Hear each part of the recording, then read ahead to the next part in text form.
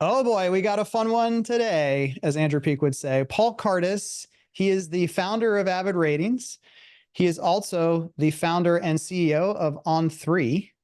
Paul, thanks so much for coming on again. I think you were in year one of our very first guests, Wow. which Yes, is thank you, Kevin. It's awesome to be here. I don't know if it was year one, but I was very grateful for that opportunity and I'm again very grateful today to be on your show. Paul was and is kind of he was our go-to of any time at PCBC, the Builder Show, our own summit event. We need someone to talk about customer experience, which is what all the cool people call CX. Um, Paul's the man. So I would say, Paul, you are the OG, the original, um, the best in terms of articulating what this really means and starting an industry-wide conversation on its importance. And for those who might not know about that history, I just thought it'd be fun for you to kind of kick us off here today before we talk about On3 and surveys and all the other fun stuff. What does CX mean to the guy who knows more about it than arguably anyone else in the industry?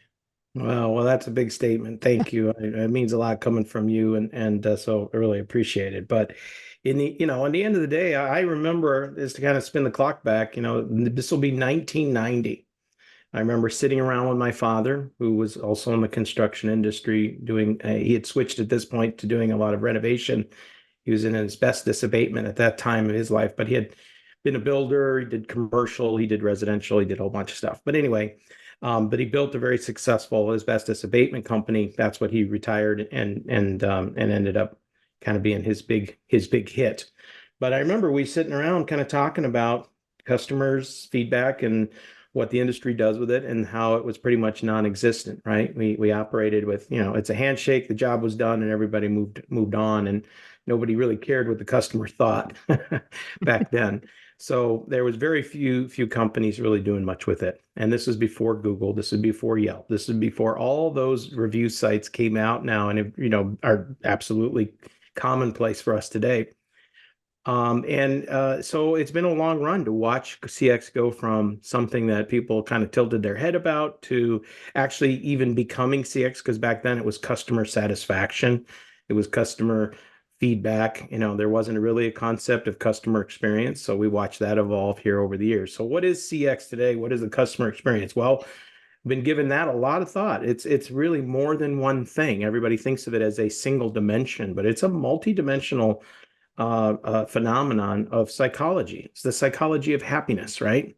What makes us Hmm. happy that we're going to be able to click on a like or click on a heart, or put out a review that really, endorses a company. And frankly, it's all changed, right? We used to live on referrals, right? That's what everybody talked about back then. Today, referrals don't really matter much. It's not like we don't want them. They just don't happen very often, right? How many people know somebody who's going to go buy a house with the builder in your community? That number is very, very low, right? But you put a review out on Google, you could be affecting, hundreds to thousands of eyeballs, and that could affect 10, 20, 50, 150 sales, that year, that month. So they absolutely matter. And getting someone to be able to do that is a multidimensional event that happens in the mind, and it happens at the subliminal level.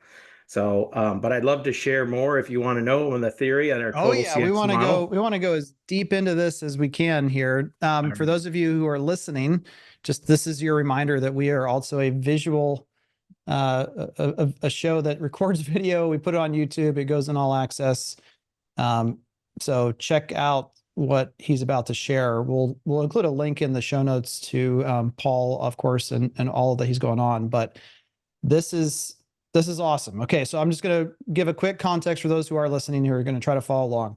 We got a circle with four quadrants and a circle that is in the center, kind of the bullseye that connects all four quadrants. So the quadrants are from top left, quality, caring, authenticity, and ease, with total CX kind of being in the center. So that's kind of your definition of it in its entirety, is all of these things together: quality, caring, authenticity, and ease. And you've got in parentheses kind of another way of saying it as property, people, culture, and process. All Right. right. So give us the quick overview here of how these break down. I have a feeling that each one of these could be its own 2 hour lecture. But we'll Well, try actually, to. it can. Yeah, there's 64 dimensions that break this down even further. We are not going to cover those here today, but we Woo. are at the top. We're at the tip of the iceberg on this one. And yeah, but it's a big concept, right? It's saying that if you're going to make your customer happy to the point where they're going to go out there and give you a thumbs up or give you a great review, you have to cover off on some interesting things. First is the quality of the product. In this case, this property, but it's the product, right? We're building a home. That home has to be of a certain level of quality, and there's a number of dimensions of quality that we explore, right? Was it clean? Mhm. Does it function well, right? Is it innovative? Does it, all these things? Is it beautiful? All those things that make up what quality means today for a buyer. And but you Is have it to do safe to well say, there at Paul, that home. there, sorry to interrupt, is it safe to say Sure. that there are objective and subjective things that make up what quality Absolutely. is to the consumer? Well, you have to think subjective because we're dealing with people's minds. So people aren't going to Amen see to it the that. same way, right? Two eye, Yeah. Yep. yeah. It's just the way it is, two opinions. And so, I had a wise superintendent who kind of taught me that lesson. He said, well, you show me a house that's done and I'll undo it for you. And he did. So he did. So, That's you could think the house is done and he'd come through and he'd find another 10 or 15 more items, right? It's like looking at the awesome. Grand Canyon, right? You see a different element every time you go there. Right. So, yeah, there's 60,000 points of failure in a single home. So what is quality is a very interesting and difficult question. But there is certainly, not to get totally, on left field on it. I mean, we all know quality means it's got to be a clean house. It's got to be a done house for the most part. Is it a perfect house? No, because perfect doesn't exist, but it's got to be really well done. All right. And it's a lot of work to go from basically dirt to a total, messy disaster with drywall dust to a nice, clean, finished house. It really is. I'm always amazed that I see how much work that our trade Yeah. contractors go through to bring a house around to that level. I promise not to keep derailing us, Paul, but so much of the talk is about the innovation that's going to go around how homes are put together, is going on around how homes are put together. And even when the robots are doing it on site or off site, we're still going to have to be talking about quality back to, because until the customer is a robot, we're still, I think people think the panacea is going to come here when everything is just perfectly square, level, etc. We're still going to, our customers are still humans. Yeah. Right. Until AI is the customer, we're still stuck with having to talk about that topic, I think. Right. And beauty will be in the eye of the beholder. And therefore, you will need humans to also be the final check of quality, too. That's a great point. Right. What is pretty, and what is attractive looking, and what is done. Yeah, that's going to be a thing that we'll constantly be battling against. But quality has to be at a certain level. But if you build a great house and you did nothing else, and we've all know those kind of builders, right? We've had them, right? That's the old school builder. Yeah, I do a great job. I'm terrible in Mhm. service, but you know what? I build you a good house. You got to be grateful for that. Well, guess what? That's not enough today. You can't just build a great house and walk away, drop the mic, and then that's not how it's not going to work. Customers want more. It's like going to a restaurant. Have you ever been to a restaurant, Kevin, where you got great food, but the service was crap, or they were aloof. Maybe they weren't horrible in service, but they just weren't engaged with you. Maybe some fancy, Yeah, it's just not this great. last week, you must have been spying on me. Man, the food was so good. The whole family even agreed. We got six of us. It's hard for Mhm. everyone to agree that the food was incredible, Yeah. but the service was terrible. The time that it took was unacceptable. And so we're at the end. We were like, do we want to come back here? And Yeah. the default is no, right? I think that's also an important point just to bring up, is that the default is, let's not do something that's even remotely difficult. This goes to your fourth step. I'm moving ahead. Sorry. All right, Yeah, but you're keep right going. there. Exactly. That's the point, right? So quality, you can't just do that, right? And there are maybe some builders today that just think, well, we just built a great house and we're going to be okay. It helps. It's a big deal. It's a huge challenge and you have to do it, but you still are going to have to do more. And so we move to the next quadrant, which is caring. You have to have people that care, just like at a restaurant. I'll keep going back to that, but it could be a hotel. It could be your Uber ride, could be whatever. If you have the person there, and maybe robots someday, Kevin. But anyway, if it's caring or Mhm. expresses caring, or he or she expresses caring, that's a huge component, right? And so you could go to a restaurant and maybe the food wasn't perfect. Maybe they undercooked your steak and they had to send it back. But if that waiter or waitress was fun and engaging and caring and made the overall experience great, you know what? You tolerate that. It's like, okay, kitchen I was screwed at up. Waffle House this morning with my oldest son. And let me tell you, there's a lot of things about that experience that aren't great, but the server was awesome. Hmm. Made a difference, right? She turned Mhm. pretty plain Jane eggs and pancakes into something that you'd come back to, right? That's why my So kids want to go there. Honestly, it's because of the human interaction.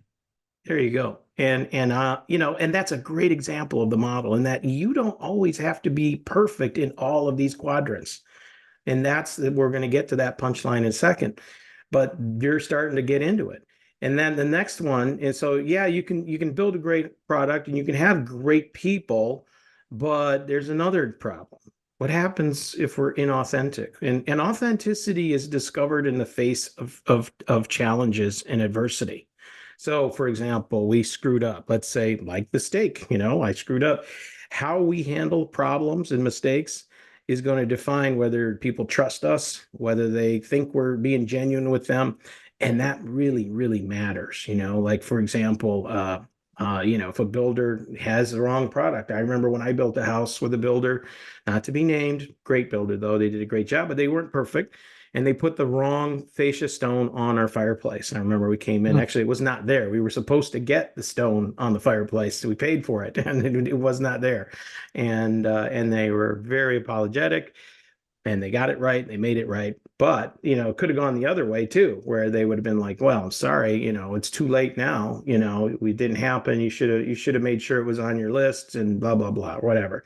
And so how we handle problems is a huge issue. And the reality is that comes down to culture. Are we honest with our customers? Do we take ownership when we screw up? And do we encourage that genuineness and authenticity? And that's enormous in the world of CX today. And so how we score there will also impact the overall experience. And then lastly, ease. This is going to be more to the process. And so how easy is it to buy a home today? How easy was it to go to Starbucks, at the International Builders Show when the lines were 150 people deep, right? It was not very easy. They actually turned off their app. They said, we're not running our app anymore. I mean, people had gone on the app and ordered their coffees and they couldn't even do that, you know. Right. Yeah, and it wasn't very easy. It wasn't a very good experience at all. And but the key thing here is you don't have to be perfect in all of these quadrants, right? Let's run with the Starbucks example. That's the one that I've been picking on quite lately, but I do this with every company I'm with, whether I'm, going to a hotel or restaurant or buying a car. We recently bought a used car for my daughter and evaluating them the same way. And how was the quality of the car? How were the people? Were they authentic when things didn't go right? And how easy was the process? And the key here is not that we're perfect across the board, but it's that the total score is high enough. And that means you could be low in one area. So let's go back to Starbucks, right? Quality of coffee at Starbucks. I think everybody I talk to, they make a darn good cup of coffee. Always seems to be a really nice cup of coffee. It's not a junky cup for the most part, right? The people caring, well, I think they were more caring years ago than they are today, but I think they're Right. still there.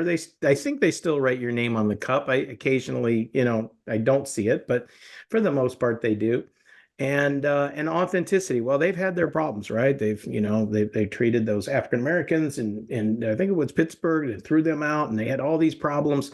And how they handled it was said, we screwed up. We don't have enough training. We're going to shut down. We're going to retrain our people, and we are very, very sorry. And so they've had some pretty big black eyes that they've walked away from unscathed because they were authentic about how they handled it. And in the end, there is a problem with these. That's actually their lowest quadrant. It is difficult because Yeah. everybody loves a Right. Starbucks. Yeah. Everybody I, wants a I saw Starbucks. their CMO talk at a Zillow event, I believe. Mhm. And they said like our biggest problem is our lines. And I actually, your Delta Airlines, right? Is Yeah. also they have a fantastic hub where you live.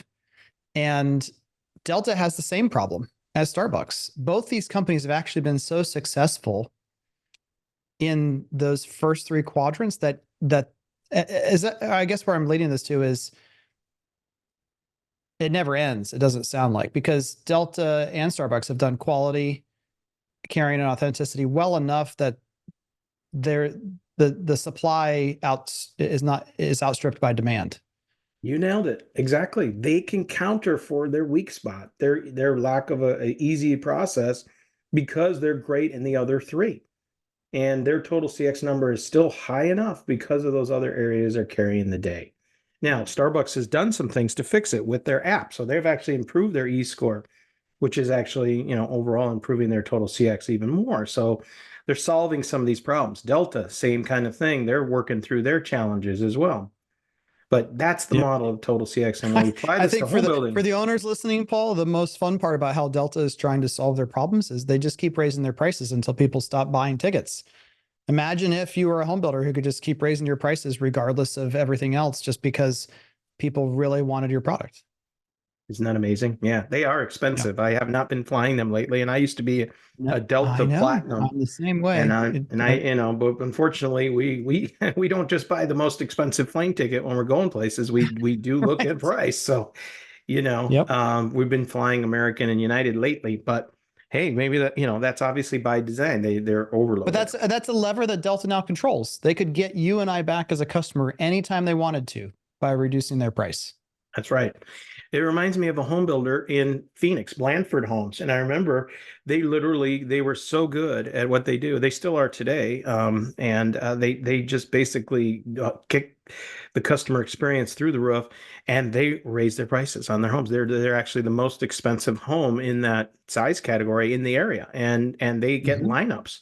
They had lineups during the '07, '08, '09 recession. And in fact, it was I know such a all about that. Yeah. you At remember Heartland, we had that, the right? same thing on our end too, but it was, yeah, it doesn't have to just be during pandemic eras where people weren't physically lined up, but they were, digitally lined up, but still, Right. you can manufacture this. You can turn your screen sharing off so they can see our faces as large as Absolutely. possible for the rest of the podcast. But I think that's a fascinating overview. I have seen the more complex version of this before, which will even further blow your mind. He's given us just kind of the top layer of his insight. But I kind of want to leave the audience wanting more so they can connect with you and Sure. follow all of your insights, and um, more to come, I think, in terms of all that. In fact, I know there's more to come, but we just don't want to talk about it. All right. So Paul knows his stuff. Okay. That was the whole point of that last part. He knows his stuff. Just tell us a little bit about, and you founded Avid Ratings, of course, as well. Um, Talk to us about what On3 is doing, has been doing, and kind of the new things that you're beginning to offer from what you learned from On3 and your prior experience with Avid. Well, I'm a 50-year-old startup again, so which has been interesting. I'm getting too old for this stuff, Kevin. Yeah, But you anyway, are. but We all are. it's been a great run. We launched On3 because we saw that the quality quadrant wasn't really being solved. Like, we're still basically building houses the same way we did 150 years ago, and they're training the people the same way we did 150 years ago, and it just was like such a glaring hole that we just had to fill it. Got together with some great other leaders in this industry, and we put our time and treasure together, and we launched On3. We're 100% internally funded. We now are training over 100,000 new homes a year now under our platform that are being built, working with a number of the top 10 builders in America, all the way down to small remodelers, even trade contractors. Now we have plumber, we have framing company, we have Mm. electrical companies that are using On3. So even the trades now are launching On3 to organize all their scopes of work into video-based scopes of work and be able to launch that in a mobile platform that works offline. That's one of the key things of On3. And so with that, we really are solving this is how we want it done, and we're applying it in a way that's been really well received by the industry. Yeah, that's awesome. I think, um, Yeah, I mean the idea of standardized processes historically have just been black and white text in a manual on the shelf somewhere. And Yep. what you really did was make that come alive and accessible from wherever people were and whatever they needed. Yeah, and moreover, we're verifying that everybody is competent on the job site and in their particular categories. And that is through various check-ins that happen on that mobile device. So as an owner, you now know, because when the human brain does something horrible, it forgets, right? So and there's a lot of details that we've been talking about in a home. And so, having those details being and confirming that before we start working with this product, we know how to work with this product, or before we start on this phase of a project, we know everybody's ready for that and knows how to deal with it. That's huge. And this saves not six figures, it saves multiple seven figures for our clients, because the amount of waste and rework and failed inspections is extremely costly right now. And we're seeing those numbers go way down by implementing our program. I But love it. Before we go on to the next topic, On3 is awesome. It's taken off. Go yep. check it out. A lot of the builders that we work with on the marketing or online sales end have used it for several years now and really enjoy it. That's awesome. Selfishly, I want to toss out an idea because I there's no one else, there's no one better to ask it to. I was trying to think about kind of how builders can improve the quality segment as well through the intangibles. And something that came to mind is, what if, as a home builder, you said if you choose flat paint, so we'll let you choose different colors throughout the home, but if you choose to select flat as the paint sheen that we use in your home, then any warranty work that needs to be done over our 1 or 2 year program, we will touch up, spackle, and repaint your walls for you. Mm-hmm. To me, that seems like a win-win, because we know if a customer has flat paint on the walls, they're less likely to see defects from the beginning. Mm-hmm. There's going to be less tension there, less blue tape.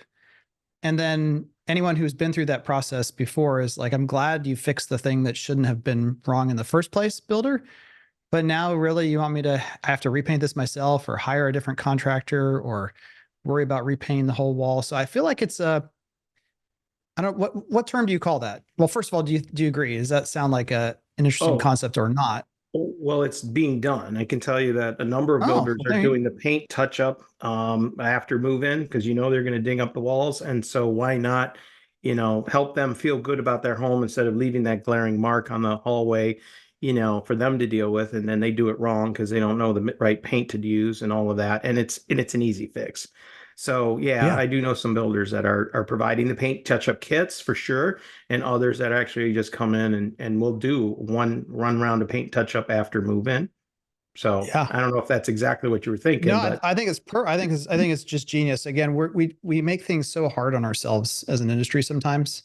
right. It's like if you have semi-gloss or eggshell on the wall and you have to repaint the whole wall once versus just having everything be flat, it's the customer's option. They can still have semi-gloss and pay for that if they want, or eggshell. But if they want to go flat, it's a win-win-win for everyone, and you get better warranty coverage down the road. Turnkey, don't have to lift a paintbrush. Yeah, okay. Anyway, sorry It's to the E distract you. quadrant where you want to make it Yeah, easy, right? You know, that's and it's not I think costly. it's just such a good framework, Paul, that you've come up with. It's fantastic. Yeah, and it expresses caring too. So it's kind of a hybrid, right? You're knocking a couple of stones with that one, and Mm. yeah, I like it. Well, caring, yeah, we will stay on target, but you're right, because and it's my articulation, but again, you tell me if I'm saying this wrong. The caring part also is that you're letting the customer select, which if you really care a lot about eggshell paint, you can have it. Hmm.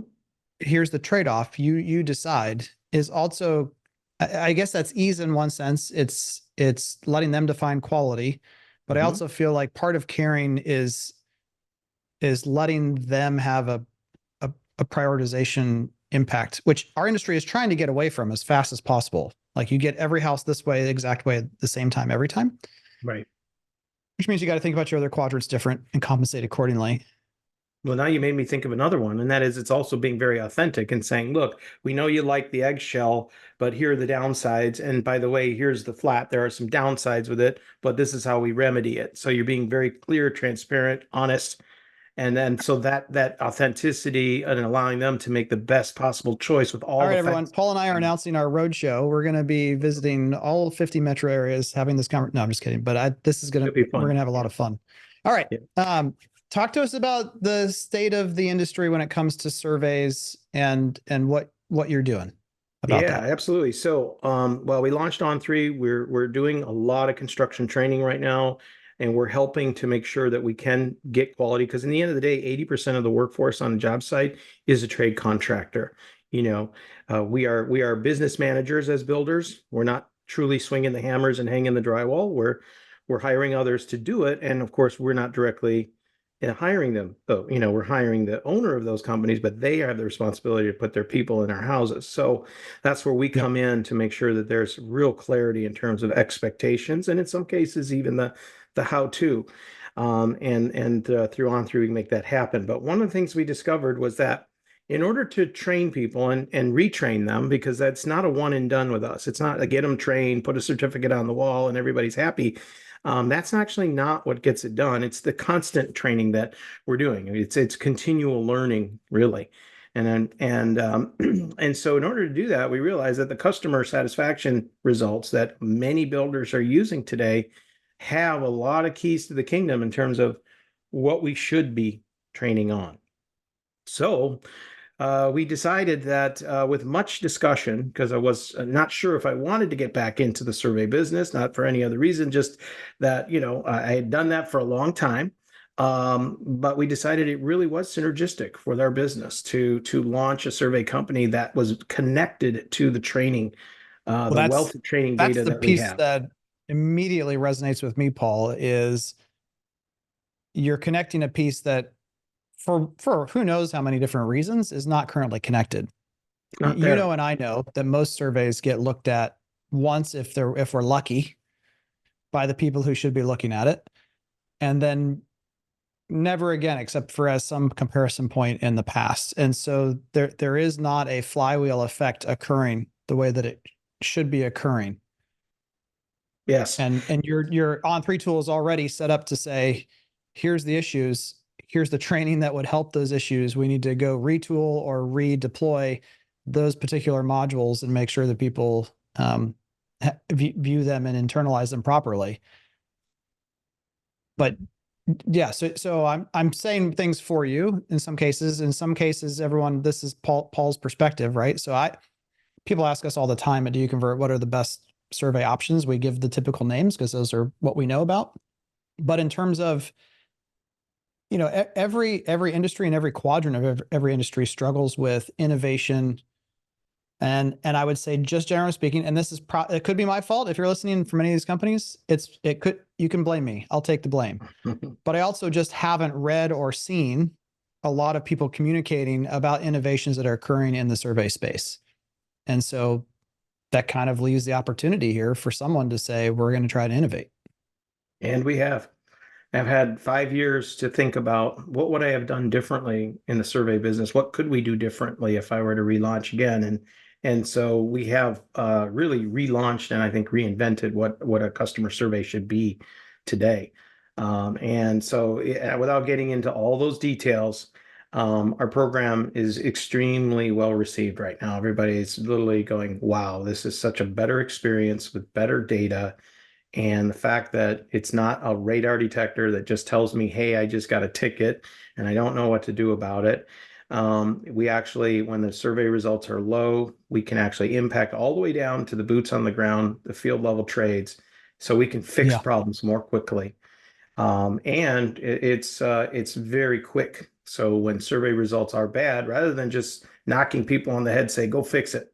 Because that's what they do right now. Oh, Yeah. we got a bad Well, survey, go fix it. that's what I was going to bring up is, Yeah.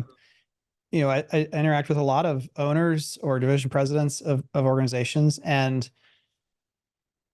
oftentimes people that work below them. And that's kind of what happens. It's like you kick someone and say, why'd you mess that up? Do better next time. And there's not Right. necessarily that connection again of here's exactly what we mean by better. And the other thing that probably won't surprise you is a number of people who have said, because I'll ask on a leadership call, how are the surveys looking, or tell me about customer feedback. And then there's I don't want to over exaggerate, but certainly, let's say more than 3, less than 10 off the top of my head who have said since the pandemic, they stopped surveying altogether Wow. because Yeah. they essentially said, I don't know what to do with this. My team won't know what to do with this feedback, or the perception that they can't address it at all right now. So let's just shut off that entire feedback mechanism. Well, it's an exercise in frustration for many of these companies, and I sympathize with them. I get it, I do, and that's exactly what I saw developing too. And we Yeah, needed you we made an needed interesting better. comment before we hit record. Something about like you kind of pontificated that CX was dead for a while. You want to just It unpack was. that comment? Yeah, I didn't do a lot of writing on that, but it wasn't just our industry, but COVID really blew a hole in the customer experience because we were all literally trying to survive, right? And Mm-hmm. survive physically in some cases, mentally, nearly all of us. And so the idea of worrying about, well, was this a perfect and great experience? Well, frankly, took second fiddle to all the other issues of just getting supplies that we needed to build homes and going to a restaurant and make sure they were even open, let alone was the service good. And and then all the masking and all the weirdness that happened if you even did try to do it. So it was just a weird time. And the customer experience went out the window for a number of years. I watched it, and I think that happens in a period of crisis, but it's back and back with a vengeance. There's no question you need it. And home builders who are thinking they can just operate what we're going to have lineups no matter how our houses are built or no matter how we serve them is going to be mistaken here soon. Even Yeah. now as interest rates are rising, it's going to get harder. So Quick we need point to of be on it. clarity. So the surveys are being done through On3, or is this a separate organization? To talk to just for the people listening, so they can make Absolutely. sure they So understand. we launched a division of On3 called Build Care. So you'll be seeing the Build Care brand out there, and Build Care is a survey company, and you can use Build Care without On3. You can use Build Care with On3. It's totally optional, but Build Care is a standalone company division of our company that will basically provide you with full service customer satisfaction surveys. We're doing them faster, better, higher response rates. More importantly, customers are giving us feedback saying this process was great. We really like this survey, much better than what they had been doing in the past. So, yeah, I'm really excited about being back in it and doing it differently this time. We're also tying to not just within the industry benchmarks. We are launching in 10 cities across the country, but that will continue to expand. But we're also comparing us to other industries. So that's also been fun, Mm, where now we can actually really see our home building company benchmarked against maybe Hilton and Tesla and Apple and some of these other companies that are out there. Wouldn't that that's be so cool? good. Yeah, because we don't operate in a vacuum. They are going into these other places, and every one of them is focused on customer experience, just like we are. So it's important to know how we fit in the world. Yeah. And it's important to understand that the answer isn't always a chatbot. Yeah, that's right, without a doubt. Or like AI is a helpful tool, but again, there's a whole quadrant that talks about humans, which I think is really important. Yeah, the chatbot's not very caring, and hence why people really try to avoid them. Right? They hate them. Yep. They really they'll do it as a last resort, or if Well, they're that's why I short on can't time. wait, and I can't wait for you to keep publishing more on this whole framework, because it's not that a tool. Again, we're just I sarcastically picked on chatbots, but Yeah, there's a reason why companies keep choosing them. They're trying to solve a problem, but if you don't have that framework to think through very clearly, which part am I trying to solve, and is that really, and when I try to solve it with that tool, which other parts are impacted, then you're flying blind. You don't have instruments in a cloud on a cloudy day, to use a piloting analogy, right? You just absolutely. it's all in feeling. Paul, thanks so much. This has been incredible. Can't wait to hear more about how this is working for everybody, and wish you the best of luck. It's gonna be a lot of fun to watch you. Thank you. I appreciate the opportunity, Kevin.